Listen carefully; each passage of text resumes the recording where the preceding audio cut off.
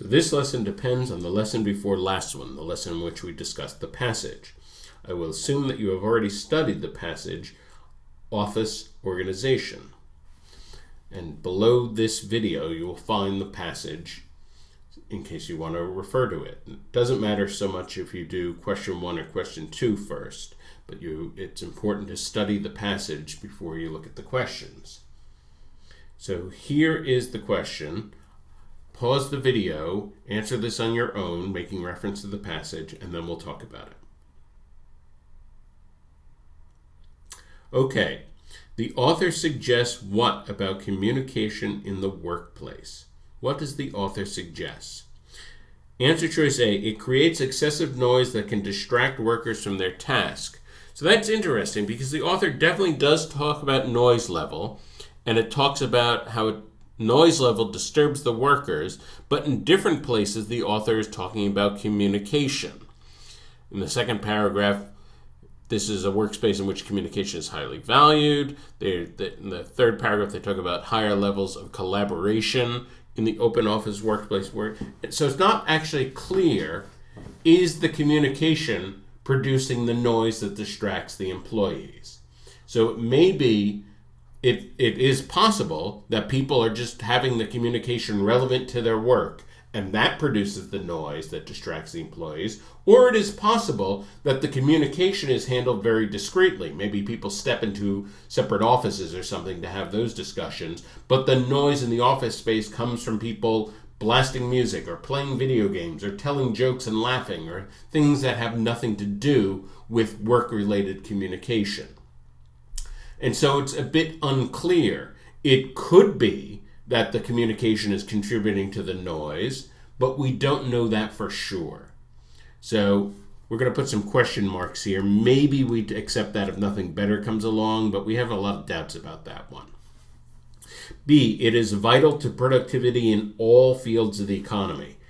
See that word, the word all fields of the economy. That is an extreme statement that there does not exist a field of the economy in which communication would not be absolutely vital to productivity. That is a very extreme statement, far more extreme than anything you would find in this passage or anything you would find in any reading comprehension passage. So it's one thing to say that it's vital to productivity in some sectors. Certainly, that seems quite reasonable. But to say in every single field, that's far too extreme. So we're going to reject that. C, it is more valuable among peers than between peers and their supervisors. Interesting.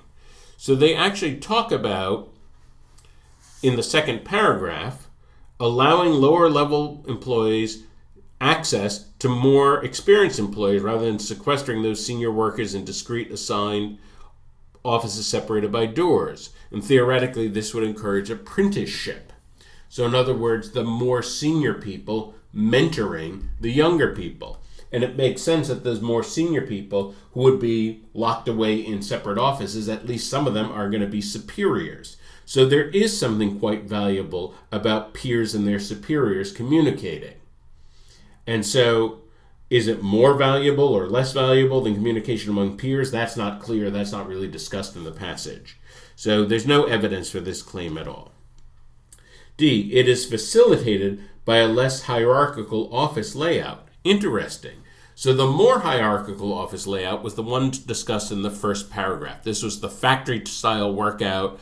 Everyone is seated in rows, identical cubicles, and the senior people were locked away in their offices, and there seemed to be not a whole lot of communication there. And one of the big advantages of moving to the free-form open office layout was that there'd be a lot more communication.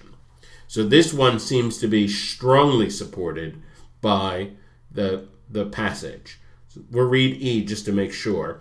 E, it is important for employees to express their opinions about the office layout they prefer. Well, this may be true, but this is a little bit different. This kind of communication, what do you think of the office layout?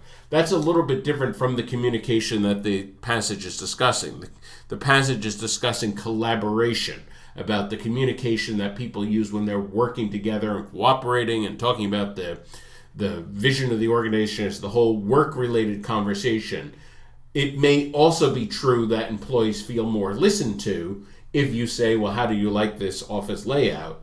But this is not a main point about communication in the workplace. This is not the main idea that the passage is supporting about the nature of communication in the workplace. This is far more sort of it's kind of a detail, and it's only partially related to what is central.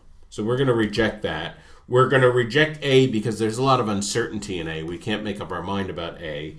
And D is really the best answer here. It is facilitated by a less hierarchical office layout. D is the best answer.